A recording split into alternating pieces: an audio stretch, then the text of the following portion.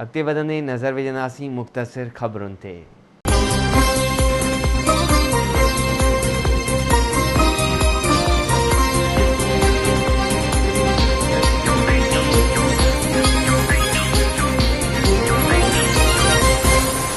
छाछरे वेझो डाहले तालके जे ॻोठ ईदाणी में चुल्ह मां चिरंग उथण सबबि बचल रहमू रोशन ऐं अब्दुरहमान जे घरनि खे बाहि लॻी वई। ॻोठाणनि पंहिंजी मदद पाण तहत बाहि ते ज़ाब्तो आणे वरितो।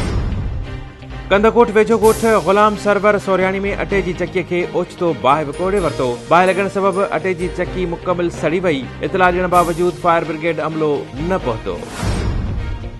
वर्कशॉप वेझो ख़ालिद बलोच ऐं बख्शियार शहर जे कणक जे देरे खे बाहि विकोड़े वई। हवा तेज़ हुजण सबबि 150 मण खां वधीक कणक सड़ी वई। इलाइक़े वासियुनि पहुची भरपासे वारनि घरनि खे बाहि लॻण खां बचाए वरितो।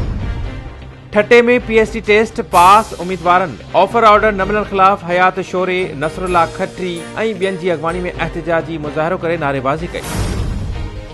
खानपुर में बदअमनी वधण ख़िलाफ़ रहवासियुनि मालो खान पहोड़, एजाज़ मंगी ऐं ॿियनि जी अॻवानीअ में एहतिजाज कयो। रहवासियुनि IG सिंध पुलिस ऐं ॿियनि वसवारनि खे अपील कई त तुर्त नोटिस वठी बदअमनीअ खे बुंजो ॾियारियो वञे। मनहड़े में आबादगारनि फुल माइनर में नाक़िस मटीरियल इस्तेमाल थियण ख़िलाफ़ कुर्बान जमाली, ऐनुल हक रिंद ऐं ॿियनि जी अॻवानीअ में एहतिजाजी मुज़ाहिरो करे नारेबाज़ी कई। एहतिजाज कंदड़नि आला अख़्तियारनि खे अपील कई त नोटिस वठी करप्ट ठेकेदार ऐं आपाशी अमले ख़िलाफ़ कार्रवाई करे फुल माइनर में बहितर मटीरियल इस्तेमाल करायो वञे। मेहर में यंग स्टूडेंट्स पारां बदअमनी वधण ख़िलाफ़ अतहर पंवर, जान मोहम्मद जंडीर ऐं ॿियनि जी अॻवानी में एहतिजाजी मुज़ाहिरो कयो वियो। उन्हनि आला अख़्तियारनि खे अपील कई त नोटिस वठी बदअमनीअ खे बुंजो ॾेई परेशानी ख़तम कई वञे। गंबट में ड्राइवर मोहम्मद सिद्दीक उजण ते तशद्दुद कंदड़ जवाबदारनि जी गिरफ़्तारी लाइ एहतिजाज कयो वियो। हुन वसवारनि खे अपील कई त नोटिस वठी जवाबदारनि खे गिरफ़्तार करे इंसाफ़ ऐं तहफ़्फ़ुज़ फराहम कयो वञे। भिटशा ऐं भरपासे वारनि इलाइक़नि में रोलू कुतनि जो आज़ार वधी वियो। शेखपाड़े में रोलू कुतनि घर अॻियां रांदि खेॾंदड़ ॿार खे ॾाढे ज़ख़्मी करे विधो। नींगर जी हालत ॻणित जोगी हुअण करे खेसि हैदराबाद अस्पताल मुंतक़िल कयो वियो। नारे ऐं भरपासे में कणक जो फसल तयार थियण बावजूद ख़रीदारी मर्कज़ न खुलण सबबि आबादगार ॻणतीअ में विकोड़जी विया। आबादगारनि आला अख़्तियारनि खे अपील कई आहे त नोटिस वठी कणक जा ख़रीदारी मर्कज़ खोले नुक़सान खां बचायो वञे।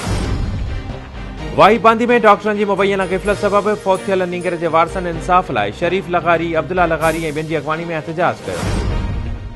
नवाबशाह में रहवासियुनि ज़मीन ते मुबैना कब्ज़े ऐं मीडिया ट्रायल ख़िलाफ़ एहतिजाजी मुज़ाहिरो कयो। एहतिजाज कंदड़नि आला अख़्तियारनि खे अपील कई त नोटिस वठी ज़मीन वापसि कराए बासरनि ख़िलाफ़ क़ानूनी कार्रवाई करे ॻणती ख़तम कई वञे।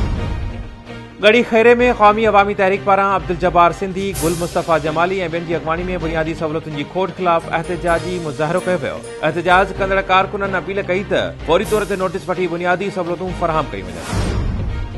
सखर में MS घोटकी ख़िलाफ़ सिंध यूथ एक्शन कमेटी ऐं STP पारां नसरुल्ला कलादी, ख़ालिद लाखो ऐं ॿियनि जी अॻवानी में एहतिजाज कयो वियो।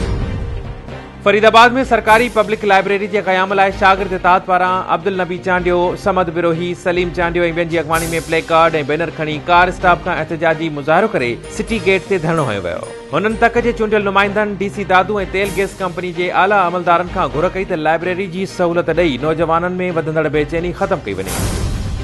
ऐं ॾहरगी में पुलिस 2 किलो चर्स हथ करे जवाबदार अब्दुल हमीद उर्फ मोटू मकराणीअ खे गिरफ़्तार करण जी दावा करे वरिती।